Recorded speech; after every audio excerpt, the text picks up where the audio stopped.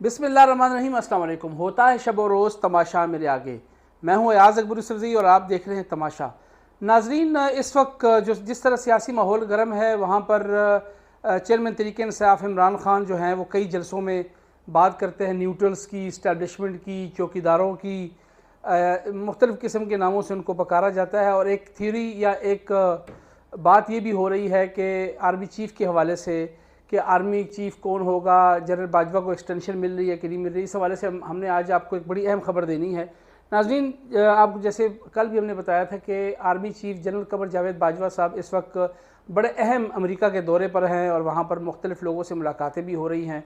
एक तरफ जहाँ पर हमारे हुकूमत में साबका हुकूमत या चेयरमैन तहरीक इंसाफ इमरान खान साहब, जिनकी बहुत बड़ी फ़ैन फॉलोइंग भी है, जिनके बहुत बड़े वोटर्स भी हैं, वहाँ से जो एक अमरीकी साजिश का नैरेटिव था और उसके बाद जैसे जैसे वक्त गुजरता रहा और मीडिया के ऊपर भी और इवन इंटरनेशनल मीडिया के ऊपर भी ये बात की जा रही थी कि अमरीकी साजिश के तहत जो है वो रजीम चेंज हुई है या हुकूमत की तब्दीली जो है वो हुई है। उसके बाद ये बड़ा अहम दौरा था, क्योंकि इससे पहले जब UNGA United nation general assembly का जो इजलास था उसमें साइड लाइन मुलाकातों में जो बाइडन थे उनसे एक बड़ी अहम मुलाकात हुई थी वज़ीर आज़म शहबाज शरीफ साहब की।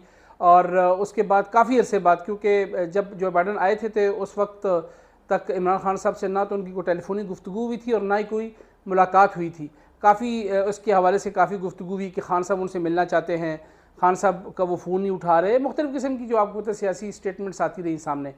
लेकिन ये बड़ी अहम मुलाकात थी और उसके हवाले से जब हमने मतलब वज़ीर आज़म शहबाज शरीफ साहब से पूछा कि जी वो मुलाकात आपकी कैसी रही या अमेरिका ने क्या आपको जो है वो ताउन की यकीन दहानी कराई है, तो उन्होंने कहा कि बड़ी अच्छी मुलाकात हुई है और अमेरिका जो है इस वक्त हमें सपोर्ट भी करना चाहता है और जो सैलाब के हवाले से हमें हमारी तबाहकारी हुई तो अमेरिका उस हवाले से बड़ा कुछ हमें देने जा रहा है। तो उन्होंने ये भी बात की। खैर, और आपको पता है कि इंटरनेशनली जब आपने रहना होता है तो आइसोलेशन में तो आप रह नहीं सकते, आपने ताल्लुकात अपने रखना होते हैं और अमेरिका एक सुपर पावर है, उसके बगैर तो आप चल ही नहीं सकते, कोई इसको कोई भी कुछ भी कहे। अब जो एक अहम सवाल है, सब लोग एक दूसरे को कैसा रही हो रही हैं कि आर्मी चीफ़ कौन होगा। आर्मी चीफ़ ने जनरल कमर जावेद बाजवा ने एक्सटेंशन लेनी है कि नहीं लेनी, कोई कहते एक्सटेंशन ले रहे हैं, ये दे रहे हैं। खान साहब ने भी ऑफ़र कर दी कि मैं भी एक्सटेंशन देने को तैयार हूँ। लेकिन आज क्योंकि वैसे तो अमेरिका के दौरे पे हैं तो उन्होंने एक ज़ोहराने में जो वहाँ पर पाकिस्तानी सफारतखाना है वहाँ पर उन्होंने एक तकरीब से खिताब करते हुए दो टोक अल्फाज में 2 से 3 बातें की हैं बड़ी इंपॉर्टेंट। एक तो वो ये कहते हैं कि हमने फ़ौज को या आर्मी को सियासत से बिल्कुल दूर कर दिया और उन्होंने ये फ़ैसला किया है एज ए इंस्टीट्यूशन यानी एज ए इदारा कि हम आंदा सियासत का हिस्सा नहीं बनेंगे और ना ही सियासी जो इस वक्त मामलात है उसमें अमल दखल करेंगे। क्योंकि आपको पता है कि हमारी जो 75 साल तारीख़ है उसमें फ़ौज का या इस्टेब्लिशमेंट का, आर्मी का बड़ा किरदार रहा है। और कुछ तो हम पे आपको पता है मार्शल लॉ लगे रहे, जो नहीं भी लगे रहे तो उसमें भी सिविलियन गवर्नमेंट में भी उनकी बड़ी इनपुट थी। लेकिन इस दफ़ा बाजवा साहब ने बड़े दो टोक अल्फाज में कहा कि हम एज ए इंस्टीट्यूशन फ़ौज को जो है वो सियासत से दूर कर रहे हैं। इस हवाले से उन्होंने कहा जी कि हमने बिल्कुल साइड लाइन हो गए, हमारा सियासत से कोई ताल्लुक़ नहीं है। और उन्होंने अपनी एक्सटेंशन के हवाले से भी 2 टोक अल्फाज में कहा कि वो वक्त पे रिटायर होना चाहते हैं, वो अब मज़ीद काम करने के ख्वाहां नहीं हैं और वो एक्सटेंशन नहीं लेना चाहते, या वो बस एक ही बात हुई कि वो वक्त पे रिटायरमेंट लेना चाह रहे हैं। अब आई है बात कि who will be the next army chief. मुख्तलिफ कैसा रहियाँ हो रही हैं, लेकिन हमें पता है कि आर्मी चीफ़ नेक्स्ट कौन होगा, कौन फेवरेट है, कौन हो सकता है। तो उस हवाले से मैं चाह रहा था कि आपसे बात करूँ, लेकिन थोड़ा सा आप उसके लिए आपको इंतज़ार करना पड़ेगा। उस हवाले से आपको ये ज़रूर मैं बताऊं कि जो इस वक्त सूरत हाल है, जो खान साहब ने नैरेटिव बनाया था उसमें उन्होंने बड़ा ही इस इदारे को एज अ फ़ौज एज अ आर्मी जो है काफ़ी ज़्यादा कंट्रोवर्शियल ज़रूर बनाया खान साहब ने। कभी उनको चौकीदार कहते हैं, कभी कहते हैं कि जी आपने इन चोरों को आने दिया, रोका क्यों नहीं, फिर कहते हैं कि आप मेरी मदद क्यों नहीं आप लोगों ने की, आप लोग मतलब मुख्तलिफ़ नामों से और मुख्तलिफ़ उनके ऊपर जो है उन्होंने इल्ज़ामात लगाए और एज आ फ़ौज एज आ इदारे बड़ा ही कंट्रोवर्शियल बना दिया खान साहब ने। क्योंकि हम पहले भी कहते रहे हैं कि खान साहब का नैरेटिव बड़ा मजबूत है, खान साहब जो बात करते हैं लोग उसको सुनते हैं और कुछ लोग तो उस पर क्या कहते हैं मनोअन अमल करने को तैयार हो जाते हैं। तो थोड़ा सा खान साहब के इस 5-6 महीने के पैच के अंदर हमने देखा कि आर्मी को एज ए इंस्टीट्यूशन उन्होंने बहुत मुतनाज़ बनाया है और काफ़ी ज़्यादा लोग जो हैं अब आर्मी के हवाले से मुख्तलिफ़ किस्म की क्या सराहियाँ भी करते हैं, मुख्तलिफ़ किस्म की स्वीपिंग स्टेटमेंट्स भी देते हैं कल जो बड़ी अहम खबर ये आई थी कि सोशल मीडिया के कुछ 200-250-300 अकाउंट्स जो हैं वो पकड़े गए हैं, जो मुख्तलिफ़ सियासी जमातों स्पेशली पाकिस्तान तहरीक इंसाफ से उनका ताल्लुक़ था। उन्होंने फ़ौज के ख़िलाफ़ जो मनफी प्रोपेगेंडा पैदा किया, लोगों को सोशल मीडिया के ज़रिए उकसाया, फ़ौज के ख़िलाफ़ उकसाया और एज़ ए इदारा उनकी साख को नुकसान पहुँचाया। देखिए कितनी बुरी बात है। फ़ौज हमारा एक इदारा है, फ़ौज की कुर्बानियाँ या फ़ौज ने हमेशा फ्रंट लाइन पे हमारा दिफा किया है, वो जंग हो, वो अमन हो, वो सैलाब हो, वो ज़लज़ले हों। तो हम कैसे इस इदारे की तमाम चीज़ों को हम इस तरह एकदम उसको नल वाइड कर सकते हैं? थोड़ा सा तो हमें भी ख्याल करना चाहिए। और मैं खान साहब की बात नहीं कर रहा, मैं तमाम सियासतदानों की बात कर रहा हूँ कि खुदारा आर्मी को तो सियासत में ना लाएं। और आप ख़ुद लाना चाहते हैं, ख़ुद कहते हैं जी आपने इंटरवीन क्यों नहीं किया, आपने इनको आने क्यों दिया, आप इनको कुछ क्यों नहीं कह रहे। एक तरफ आप कहते हैं कि फ़ौज जो है वो उसको न्यूट्रल होना चाहिए, फिर आप कहते हैं न्यूट्रल गाली है, न्यूट्रल तो जानवर होता है। तो मुख्तलिफ़ किस्म की जो गुफ्तगू है उस हवाले से थोड़ा सा आपको ज़रूर ख्याल करना चाहिए। और एज इंस्टीट्यूशन आपने आर्मी को इतना रगड़ दिया है कि मैं आपको बता नहीं सकता, इसलिए थोड़ा सा हमें ख्याल करना चाहिए। बहरहाल अब आर्मी चीफ़ के हवाले से जो बातें हो रही हैं उसमें जो मोस्ट फेवरेट जो मुतवक्के आर्मी चीफ़ हो सकते हैं उनका नाम है लेफ्टिनेंट जनरल साहिर शमशाद, जो इस वक्त कमांडर 10 कोर की पोजीशन पे बैठे हैं। और सियासी पंडित कह लें या हमारे ज़राए हैं या फ़ौज के अंदर जो हमारे ज़राए हैं उनका ये कहना है कि वो इस वक्त मजबूत उम्मीदवार के तौर पर सामने हैं। साहिर शमशाद साहब जो हैं बड़े ही उनके एक बड़ा ज़बरदस्त नाम है। थोड़ा सा मैं पस मंज़र बताऊँ कि उनके बारे में ये कहा जाता है कि वो फ़ौज के ही जो है वो ट्रेन शुदा हैं, यानी उनकी तालीम तरबियत और तमाम चीज़ें जो हैं वो फ़ौज ने ही उनकी जो फादर की यूनिट थी उन्होंने इनको पढ़ाया लिखाया और यहाँ तक लेके आए। और वो पिछले दिनों मुझे याद है कि जब उन्होंने कमांडर 10 कोर बने थे तो उन्होंने तमाम अपने उस्तादों को बुलाया हुआ था खाने पे और उनकी बड़ी अप्रिसिएशन की थी। तो उनकी क्रेडिबिलिटी बड़ी ज़बरदस्त है। As a soldier, as a human being हर बंदा उनकी तारीफ़ करता है। मेरा आज तक उनसे इत्तेफाक तो नहीं हुआ मिलने का, लेकिन उनके बारे में बड़ा मैंने सुना है कि उनके हवाले से उनकी बहुत अच्छी साख है।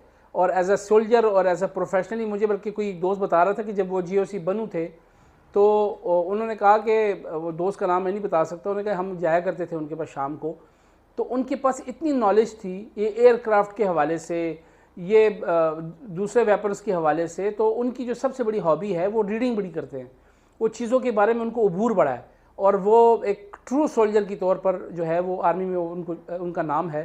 तो मेरे ख्याल तो मैं नहीं कहूँगा, लेकिन मेरे पास खबर ये है कि जनरल बाजवा ने तो अब 2 टोक कहा कि वो एक्सटेंशन नहीं लेना चाहते। इससे पहले DG ISPR ने भी कहा कि वो जो है जनरल साहब जो हैं वो एक्सटेंशन लेने के मूड में नहीं हैं, वो अपना टाइम से वो रिटायरमेंट लेंगे। लेकिन अब उन्होंने अमेरिका में एक तकरीब में बिल्कुल क्लियर कट कह दिया कि वो अपने टाइम पर रिटायरमेंट लेना चाहते हैं।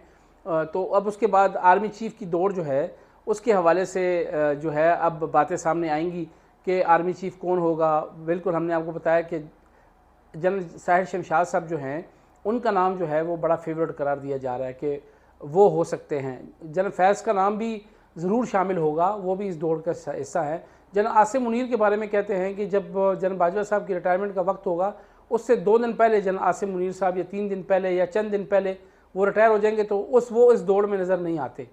तो कहते हैं क्योंकि हमने ऑब्वियसली आर्मी का अपने एक सिस्टम है, लेकिन क्योंकि हम भी लोगों से बातचीत करते हैं तो उनकी तरफ से हमें मालूम हुआ, तो इसलिए जनरल साहिर शमशाद का नाम जो है वो सर फहरिस्त है। एक तो ये बात। दूसरी, उन्होंने कहा कि फ़ौज अब सियासत में इंटरवीन नहीं करेंगी, बड़ी अच्छी बात है। और मैं भी कहता हूँ सियासतदानों को अगर फ़ौज खुद अपने आप को सियासत से दूर करना चाहती है तो आप ज़बरदस्ती फ़ौज को सियासत में ना घसीटें। अपने मफादात के लिए आके फ़ौज की कंधे पे सीढ़ी रख के जब आप आते हैं उसके बाद फिर फ़ौज को गालियाँ निकालते हैं। ये माजी में मौजूदा हुकूमत भी देती रही है, फिर खान साहब जो है वो भी दे रहे हैं और फिर ये जो हुकूमत जाएगी फिर ये भी देगी। तो इसलिए फ़ौज को भी एज ए इदारा चाहिए कि अगर उन्होंने ये फ़ैसला कर लिया है तो अब इस पे कायम रहे। दूसरी बात जो अहम डेवलपमेंट हुई है वो है, क्योंकि जैसे आपको मालूम है कि मुस्लिम लीग की जो नायब सदर है मरीम नवाज़ साहिबा, वो जो है उनको पासपोर्ट मिल गया था, आज वो चली गई हैं UK सुबह की फ़्लाइट से। और उनकी स्टेटमेंट थी कि मैं इंतज़ार नहीं कर सकती कि मैं किस वक्त ये जहाज़ उड़े और टेक ऑफ हो और लैंडिंग करे और मैं अपने वाले साहब से मिलूँ। 3 साल बाद उन्होंने कहा मैं अपने वाले साहब से मिलने जा रही हूँ। लेकिन इसके अंदर ट्विस्ट है। ट्विस्ट ये है कि अब मरीम नवाज़ साहिबा अकेली नहीं आएंगी, ख़बर ये है कि अब वो नवाज़ शरीफ साहब के साथ ही आएंगी और 1 महीने या सवा महीने के अंदर अंदर ये दोनों बाप बेटी वापस आ रहे हैं और हमारे पास ये ख़बर है। उसके बाद आके नवाज़ शरीफ साहब के ऊपर जो एलिगेशंस हैं, जो उनके ऊपर केसेस बने हुए हैं, उस हवाले से फ़ैसले होंगे और कभी इम्कान है कि नवाज़ शरीफ साहब अगले जनरल इलेक्शन में आपको अमली सियासत में नज़र आए। तो नवाज़ शरीफ साहब की वापसी जो है बिल्कुल अब 100% क्लियर हो चुकी है। वो आ रहे हैं, उनको ग्रीन सिग्नल मिल चुका है। मरीम साहिबा जो है वो चली गई हैं, वो उनके साथ कुछ दिन गुजारेंगी, उन्होंने अपने को ट्रीटमेंट वगैरह कराना है। वो कराने के बाद उसके बाद वो अपनी प्रिपरेशन करेंगी और अपने वाले साहब के साथ जो है वो वापस आएंगी, जैसे कि वो जब सज़ा से पहले वो आई थी और उनके बाद वो आई थी और उनको फिर जो है वो अरेस्ट करके अडयाला जेल में मुंतकिल कर दिया था। तो अब उसी तरीके से दोबारा अपने वालिद को लेने जा रही हैं, लेके आएंगी और जब वो आएंगे तो उसके बाद वो केसेस का सामना करेंगे और उसके बाद जो भी केसेस हैं आपके सामने हैं कि वो बकौल मुस्लिम लीग नून की झूठे केसेस हैं, ये फैब्रिकेटेड केसेस हैं, ये बनाए गए हैं, लिहाजा इनका कोई आगे मुस्तकबिल नज़र नहीं आ रहा। जैसे मरीम नवाज़ साहिबा ने और कैप्टन सफदर को जो उनकी सज़ाएँ कलअदम हुई हैं, ख़त्म हुई हैं, वो ये समझते हैं कि सज़ाएँ जो हैं अब ये ख़त्म हो गई हैं, ये भी और ये भी हो जाएंगी। इसलिए नवाज़ शरीफ साहब के आने के चांसेस बड़े क्लियर हैं और हम तो बड़े डैम श्योर हैं कि नवाज़ शरीफ साहब आ रहे हैं। तो इस हवाले से अब मुस्लिम लीग नून की जो सीनियर क़यादत है, आपने देखा कि नवाज़ शरीफ साहब की जैसी आने की खबर आई तो उन्होंने अपने ही एडवांस वर्जन को, या एडवांस वर्जन तो नहीं कह सकते, लेकिन उनके अपने करीबी साथी इसहाक डार को ला के बड़ी अहम पोजीशन पे बैठा दिया है। तो आप देख लें कि अब जो पॉलिसीज़ हैं वो नवाज़ शरीफ साहब की चलनी शुरू हो जाएंगी और जो एक कह रहे हैं कि माशी सूरत हाल हमारी ख़राब है या हमारी इकॉनमी का मसला है, तो वो मुस्लिम लीग के जो नवाज़ शरीफ साहब के जो सपोर्टर हैं वो ये समझते हैं कि इसहाक डार साहब कैन डू, वो इस डॉलर को भी नीचे ले आएंगे, मईशत को भी ठीक करेंगे और आने वाली हुकूमत के लिए एक अच्छा सा प्लान भी बना सकते हैं। तो इसलिए माफ़ कीजिएगा, इसलिए अब तमाम चीज़ें सेट हो गई हैं। अब इलेक्शन का जो है समा बनेगा, नवाज़ शरीफ साहब आ जाए, उनके केसेस क्लियर हों तो उसके बाद हो सकता है कि इलेक्शन की डेट भी अनाउंस हो जाए और इलेक्शन भी हो जाए और खान साहब का जो एक गिला है कि इलेक्शन नहीं करवाते वो भी दूर हो जाए। बाकी जो हमने कल बात की कि बैकडोर जो इस्टेब्लिशमेंट के साथ खान साहब के राब्ते हैं वो अभी बहाल हैं, उसके हवाले से 2 से 3 दिन में ब्रेक थ्रू होने वाला है।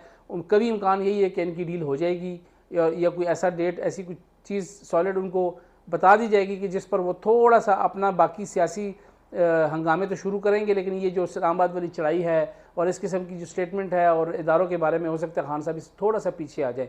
लेकिन देखते हैं कि वो मुज़ाकरात कहाँ तक कामयाब होते हैं। इस हवाले से जो उनके करीबी साथी हैं, जो इस्टेब्लिशमेंट के करीब हैं, वो इसमें अपना रोल प्ले कर रहे हैं, लेकिन अभी तक ताहाल किसी नतीजे पर नहीं पहुँचे। देखते हैं कि इसमें क्या होता है। थोड़ा सा ये अपडेट थी, मैंने कहा आपके साथ शेयर करूँ। अपना ख्याल रखिएगा। अल्लाह हाफ़िज़।